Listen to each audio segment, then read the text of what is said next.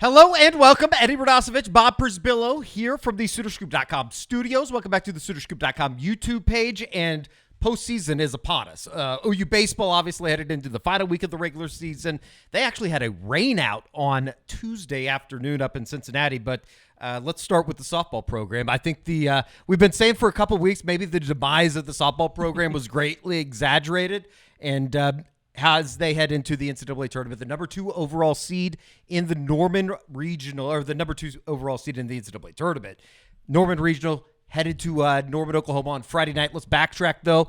Oklahoma, Big 12 tournament softball champions. Yeah, you got to go back to Sunday in Bedlam, honestly. That's kind of where it all started. It's like they were looking for that one inning to sort of give them the confidence. You go from 2-2 in the top of the 6th, and then the bottom 6, you put up that 6th spot, and it just felt different. I got to think, well, this is like the 4th time I've said in the last month, oh, they're starting to round in the form, starting to look like it. But it felt different just on that Sunday, and they carried that momentum, and more than anything, the pitching was just absolutely lights out all 3 days in the Big 12 tournament. And for whatever trouble Kelly Maxwell has had in Bedlam, either side, OU or OSU, she's been dominant against Texas, and she was again Saturday in the championship game. But that was just like a perfect storm of everything converging at once, of the team looking like what fans thought they were going to see the entire season. It seemed like there was an aggressiveness from the get-go, all the way going back into Thursday afternoon's game against Kansas, a 10-1 victory over Kansas. That was combined with a 13-2 win over BYU, a team that had beat Oklahoma and had upset Oklahoma State the day before, thanks in part to 5 turnovers from Oklahoma State. But at the same time, you look up and all of a sudden you'd outscored your opponents 23-3. It was starting to feel like a little bit of what I think a lot of people were expecting from this Oklahoma softball team.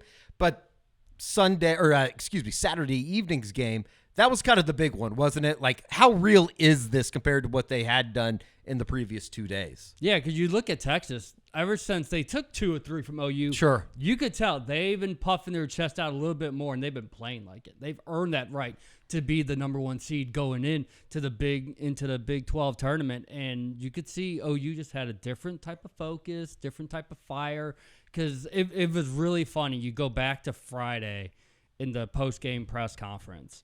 We didn't ask Patty about Texas. We just asked, how's it going to be? You have to watch Texas and Baylor. And she goes on this big rant, not rant, but just like how much she loves playing Texas, how Texas makes them better, and feels like OU makes Texas better. It's like, oh, if Texas wins. Like, they were already looking forward to this one. This was a game they wanted, and they played like it. Something about being in that environment, all that experience that we've talked about, those seniors who've been here time and time again, they were not fazed at all by that moment. It seemed like it was a point of emphasis on Saturday night, especially, too, in a position that Oklahoma usually isn't in, hitting first. It seemed like there was a pointed exaggeration almost to, we need to make a statement here in the first inning, and they ended up scoring 2 runs and never really looked back on that lead. Exactly, and it's something they've done throughout the majority of the conference season, is you get as the top of the first, put up 2 or 3 runs, get that other team thinking. And what's funny is Saturday worked out a lot like I think Patty thought the weekend in Austin would. Hit it in play, and Texas will make mistakes. Sure. And that's exactly what they did. 2 of the 5 runs were unearned. And the very first batter of the game, Jada Coleman she hits it hard, but it's right to the first baseman. You step on first, you have the out. Instead, it's an error, and then you get the 2 runs coming out of it, and then Kelly Maxwell and Nicole May coming in relief get the job done. That was, because we've gone through the entire season of Maxwell, Kirsten Deal, Nicole May in some form of fashion. So the fact that you go Maxwell, Deal, Maxwell, and Nicole May's ready in the 6th inning to come out in relief with, a big pressure moment, gets the last 5 outs.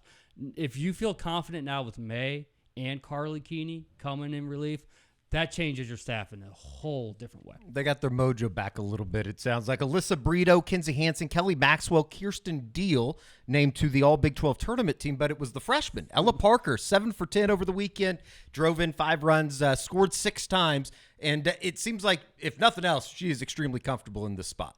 Yeah, and she's someone I think that we keep asking Patty about, and because we're just like, wow, like, she doesn't understand. She's a freshman. She doesn't know what she doesn't know. Like, she doesn't tense up when it came to Bedlam. When she was the one that got the big blow Sunday. In Bedlam, and she's the one that that kind of got it started throughout the Big 12 tournament. It's just she plays with that sense of freedom, where instead of tensing up, she's like, I've got nothing to lose. I'm going to show everyone what I can do, and they can just move her up and down the line. I think she's pretty set now. She's going to be in that 2 spot. But it's just been amazing how she's been able to adapt and adjust to whatever Patty has asked her to do the entire time. And we got to about the 3rd or 4th inning Saturday. I was like, who's going to be the most outstanding player? And we're like, it's going to be Ella. It is going to be be 700 in the Big 12 tournament. You probably need to at least have your name on the short list of candidates. Just crazy to think all that senior experience. Yeah. And it's actually the freshman who's probably allowed the seniors to relax. Sure. And start playing at the level that they know that they can play at. I know it's a very small sample size, and it was a really good weekend. It was a little bit expected, though, just in terms of Oklahoma at least getting to the championship game or competing for a Big 12 championship. If nothing else, coming out of that weekend, I know you haven't talked to them yet this week, but it seems like there has to be a little bit more confidence within themselves in what they were able to accomplish over the weekend, as opposed to still trying to strive to get to that moment that you can say, yeah, that turned around the season, or not even turned around. I hate talking about it like this because they're 49-6. I mean, they're the number 2 team in the country, but at the same time, you do have some good mojo headed into the NCAA Regional coming up on Friday. Because now you have proof against elite teams. Right. Because that was the problem. It was like, okay, you bouncing back, but you're doing it against like a Houston or Central Florida. You're not really getting to know where you actually stand. And so when you play that way like they did against Texas, now you know it carries over. Now, what you showed that one inning in Bedlam, which I just keep circling. I did it when it was live. I've done it ever since. It's just it felt different. Now you know that carries over, and I don't know if they feel disrespected about being number 2 instead of number 1. I think going in there was when you're in that moment, like, oh, they got to be the top seed. Texas has been favored by the entire way, right? So it wasn't that big of a shock, and now you just kind of see where we go from here. I know we'll get into regional talk, but if the super regionals were to match up, you could have Florida State coming to Norman, which, of course, Seminoles and OU very familiar with each other throughout the last 4 or 5 years. But first we got to get through this regional, and it feels like they'll take care of business. But you never know with Love's Field, because it's so weird that as great as it is, and Patty and everyone will brag about it every single chance they get, they're still learning how to handle that environment on a day-to-day basis. I did think it was funny after the game on Saturday night. Patty Gasso was asked if they thought that they were going to, I guess, jump Texas in the overall seeding going into the NCAA tournament. She was kind of like, nah, I think it's probably already decided. I got a kick out of that answer. But we do find out on Sunday during the selection show, it'll be Cleveland State that is headed to Norman. Never played. 22-24 on the year. The Vikings, I assume, made some type of storybook run through their conference tournament. You don't see a team 2 games under 500 making the NCAA tournament too often. But then you saw Boston's name, 52-4, 1 on the year. And then Oregon, obviously coached by longtime Sooner assistant Melissa Lombardi, coming back to Norman. Coming back to Norman, and Alyssa Brito playing her former team. I don't know if there's anyone on the Ducks team that was still there. Probably not, but you never know. You never know. There's those COVID seniors still hanging around. But, yeah, I mean, Boston is just kind of sneaky because, we know their strength of schedule was terrible, but that's still 52-4-1. That's still got to mean, something. So it'd be curious to watch them during that first game. But, yeah, this regional sets up really well. For those that don't know, this is a double elimination weekend, and super regional will just be best 2 of 3. But yeah, I like where OU sent, especially because OU has the arms. Sure. And that's where you get into double elimination for a team like Boston. I would not imagine They have pitchers Right, that could right. keep turning it around and around day after day, but it's going to be more, and this sounds mean or arrogant to say, but it'd be just more about OU continuing to find itself and play at the level that it knows it needs to. No doubt. And it seems like just from what kind of you said earlier, in terms of pitching, it feels maybe a little bit more better than you did a week ago because they were able to go out there and do it against better competition than maybe what you expected going in.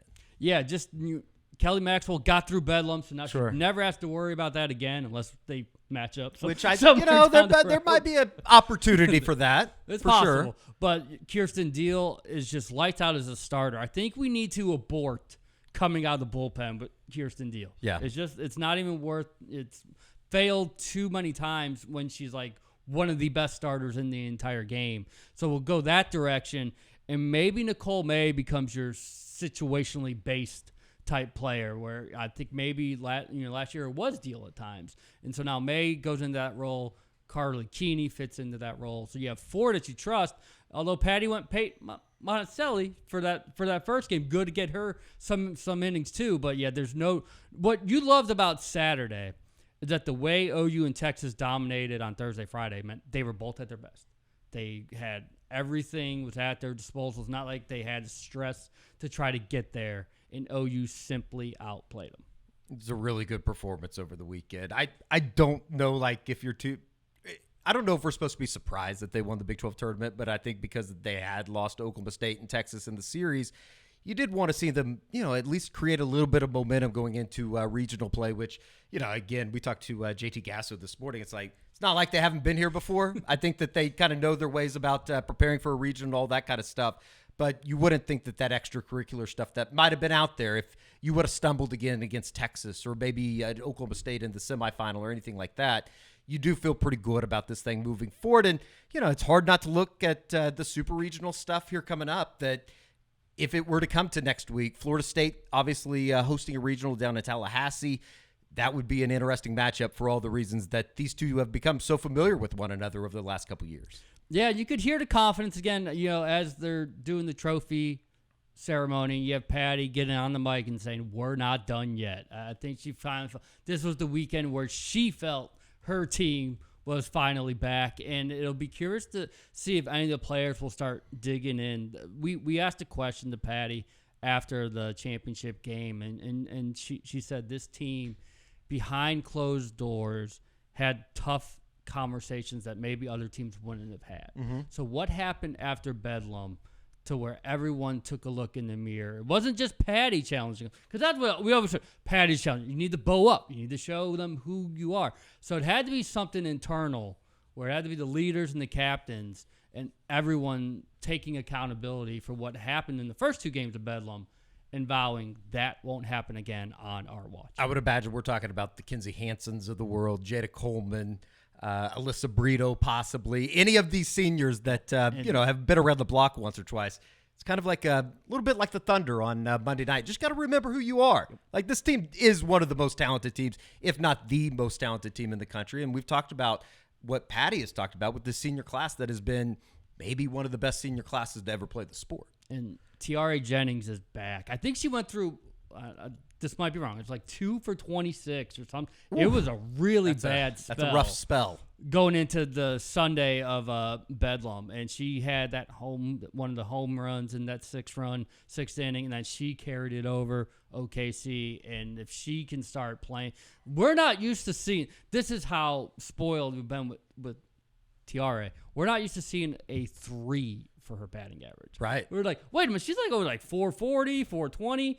It dipped down below 400, and like, what's going on with her? So she found it in the last week, and if she's going to be up in so many clutch moments, and if she can bring it like she usually does, obviously that's going to be great news here going forward. We'll hear a little bit more from Patty Gasso talking on Sunday, on Wednesday, kind of previewing everything to come. Make sure you catch up on Bob's reports that will come from that. But is it too early to say, like, would you throw Kelly Maxwell on Friday, or would you try to save that for a winner's bracket game, or is it even really truly matter at this time of the year. Maybe that's something for later on in super regionals, and then obviously WCWS split games. I think you don't let others dictate your terms. Sure. I think we'll see Maxwell Friday. I think we'll see Deal Saturday. And then depending on how Friday goes, which you should expect to be a pretty easy one, maybe Maxwell goes again Sunday. Yeah. Because that would make sense. If Maxwell goes like 3 innings, because let's say you're up like 10-0 or something, then you put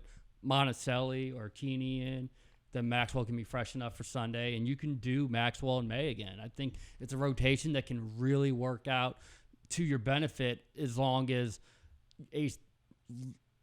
one of your starters is ready to be in that reliever spot, which we know Maxwell and Deal have had issues, but May passed that test with flying colors Saturday. I think everybody knows what Oklahoma's about to get into when you're talking about the SEC, but it's pretty striking when you look at the 16 regional host. If OU and Texas were already in the SEC, 10 of the 16 sites that are hosting this weekend would be SEC schools. Ridiculous. It's unbelievable. Absolutely ridiculous. Absolutely unbelievable. I know that, and too, that there was a lot of, I don't know about a lot of, but I guess there was some controversy as far as where Duke had fallen all the way to number 10 national seed. RPI is terrific. Yeah. I believe it was number 2. It's crazy. And whatever reason, they didn't get a lot of love. So now you got ACC fans are bandwagoning off the NCAA tournament. Oh, boy. Where you had NC State and Clemson, and like, no one believes in our conference, period. So, is there a DJ Burns out there that can make his impact felt? It will be interesting as Oklahoma heads into the Norman Regional this weekend. OU baseball up in Cincinnati, coming off of a fantastic weekend. I don't know what else to say. We went like around 9:00. Softball's ending. Yeah. Championship. Give us a couple more hours. Sure. And now baseball is your regular season. And now they win the champs. regular season for the first time ever as a Big 12 member institution after, what is it, I guess 28 years now, 29 years, as they play their final weekend going into this weekend, their final weekend in the Big 12. Big 12 tournament coming up next weekend. They'll be the number 1 overall seed in the Big 12 tournament, which is, I think obvious, really, really good news. It feels like they are in very, very good position to host, which would be the first time since 2010. John Spikerman's Big 12 Player of the Week, coming off of a week in which Braden Davis was the back-to-back Pitchers of the Week for the Big 12 Conference. So it's all really good right now, and especially over the weekend when you score 47 runs against Baylor, who, let's be honest, not a very good baseball team. Like, they're just not a very good baseball team. But you did look up and going into the bottom of the second on Friday night in the opener, you're down 6-2. He scored 19 runs on Friday, 19 runs in the third game, the second game of the doubleheader on Saturday. It's just a really good offense. I think that we can officially say that this is a very, very good college baseball offense. And if they can just get some pitching, it's going to be interesting to see how this all kind of works out over the course of the Big 12 tournament and stuff like that. But it seems like Braden Davis has gotten he's been really good over the last month, obviously winning back-to-back Pitchers of the Week. I thought he pitched really well on Friday night, even after giving up 6 runs in the first 2 innings. He ended up throwing 5 2/3. So I think for me, the most interesting thing over the last couple of weeks is not necessarily the dominance that they've had on the weekends, where they've now, I think, swept 5 of the last 6 series and 6 overall. The only series that they lost was to Texas in the last 4 weeks. Yep. And then obviously coming off of 5 or 6 weeks ago, it would have been Oklahoma State. But at the same time, they're starting to get a little bit better pitching from the bullpen. And that's kind of exciting when you know how much those guys are going to be relied upon here moving forward, whether it be Will Carson Atwood, Carter Campbell, Ryan Lambert, Malachi Witherspoon. All these guys are starting to pitch pretty well, or at least well enough that if you can score enough runs, you're going to be in any of these games. Is there a letdown this weekend? I mean, and then the other one, is Skip going to play around with anything? No, I wouldn't think so. No. I wouldn't think so. He's usually one of those guys that when things are rolling like they are right now, why just get out of the way almost to a certain extent. So I would imagine, and again, Cincinnati's a top 50 team. I know that it was kind of funny because on Tuesday afternoon, as Oklahoma's game got canceled at Xavier, which is in the city of Cincinnati, Cincinnati was playing UConn And both those teams are on the bubble. They need to get into the NCAA tournament. So they're trying to get that game in. And I think that I saw Teddy Cahill from Baseball America basically said, like, it's actually insane that they're trying to play baseball right now in Cincinnati. I think it actually went into a rain delay. But Thursday through Saturday for Cincinnati, the final Big 12 regular season series. Thursday, Friday at 4 o'clock, 11 o'clock in the morning on Saturday morning to close it out before you roll into next week. Oklahoma will not play until Wednesday of the Big 12 tournament, even though that thing starts on Tuesday. Obviously, the top two teams in the conference get a bye. So a lot to work out there just in terms of standings and stuff like that. It's insane to think about, but all of a sudden you look up and Texas Tech has lost 8 games in a row in conference play, which that doesn't sound right. Completely foreign for a Tim Tadlock team, and obviously Oklahoma taking 3 games out in Lubbock. So it's going to be kind of fun, though. I think that they've positioned themselves well enough that I don't want to say it's like official that they're going to be hosting in Norman, but I know that behind the scenes they are already very active in terms of getting everything set up over at Eldell. If that were to be the case, that stuff will be announced on next Sunday, the day after the Big 12 tournament. I think some of that stuff, like the host stuff, kind of comes out on Sunday, and then we'll get the NCAA tournament field, obviously, next Monday on Memorial Day. So, how about the Inside the Park Grand Slam? Never seen anything like that. They hit two Grand Slams on Saturday. John Spikerman hit the first Grand Slam. The conventional over the fence, kind of putting the exclamation point in the first game of the doubleheader. First Grand Slam since Jackson Nicholas up in Omaha against Notre Dame, I believe, back 2 years ago. And then, he hit one, and then, Bryce Madron with a Inside the Park Grand Slam that I truly like. I just don't think that you see that very often. It doesn't happen like that. But it was kind of a good representation of just how good Oklahoma's been offensively. Easton Carmichael's had an incredible year at the plate. Michael Snyder's really hitting the ball well. Anthony McKenzie. It's something that we talked to Michael Snyder about after the game on Friday. There's not an easy out in this lineup, which is kind of exciting when you're getting to this time of the year and thinking maybe they can lean on an offense to get them through. Obviously, the pitching is going to be much better than what you saw against Baylor, but it was a really good weekend. And for them to close it out at Eldell and just kind of the way that it all went down with the doubleheader, and as weird as Oklahoma's had the bad luck, I guess you could say, with doubleheaders this year, whether it be West Virginia or Texas, it just it was a lot of fun. It was a lot of fun. And, I think when the postseason awards are announced next week before the Big 12 tournament, I think Skip Johnson should be your Big 12 Coach of the Year. Right. You would have to think so after being picked to finish, what was it, preseason sixth and a tie for sixth. So it's a really good year. And, I think if you can get 2 or 3 this weekend, all of a sudden you're 34-18 for a regular season. Are you close to top 8? I think you're going to be close. It's going to be like how big of a difference that is. I mean, yeah. I mean, you're talking about the possibility of hosting a super regional in Norman, which, you'd obviously have to get through the regional and all that kind of stuff. But, I don't think that people realize that even though they lost, ironically enough, they lost the series to Texas and Oklahoma State and West Virginia, they went 21-6 in conference play. It's the most conference wins by an Oklahoma school in the Big 12. They had 22, I believe, in Big 8 play back in the day, which it just doesn't happen like that very often. It's been an extremely, extremely successful good year. And when you can end on top like they have, I don't know, being the last year in the Big 12, it's kind of cool that they ended up on top. Is the Big 12 in a spot where OU's dominance still looks good? Could we talk the rankings throughout the season haven't been? Yeah, they've been kind of middling. Brag about. Yeah, middling the top 25, bounce from 15 to 17 to 18, back up to 13. I think there's D1 baseball had them as high as 12 this week, so it's somewhere in the middle. Once you get past OU and OSU and maybe even a West Virginia and a Texas who's playing a little bit better since they took that series in Norman, they finished up with or not finished up, but they took 2 or 3 from Central Florida last week, which all of a sudden doesn't look as good as it used to be. Back in the day. I just don't know how good the Big 12 is, just overall top to bottom. There's some pretty bad teams, especially when you get to the bottom half with BYU and Houston and Baylor. It is what it is, but the way that Oklahoma's been able to score some runs, it does give you a little bit of hope. I think that they can hit the ball, and obviously score runs at a very high rate. They're one of the best offenses I think you can say in the country. So it's going to be kind of fun to see how this whole thing wraps up, and then on into Arlington next week. And we'll be finding out here in about just over a week's time where Oklahoma will be actually headed, or if they're going to be headed nowhere, if they'll just be staying around here in Norman for the NCAA Regional. So a lot of postseason diamond sports ahead, as Bob, you'll be out at softball this weekend.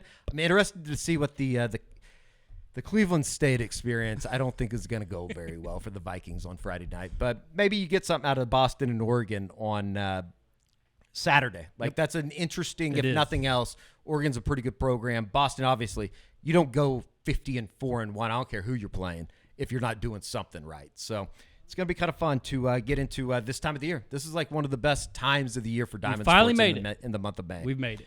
All right, for Bob Przybylo, I'm Eddie Radosevich. We will see you right back here next time on the SoonerScoop.com YouTube page. A little stickball report. Postseason ahead.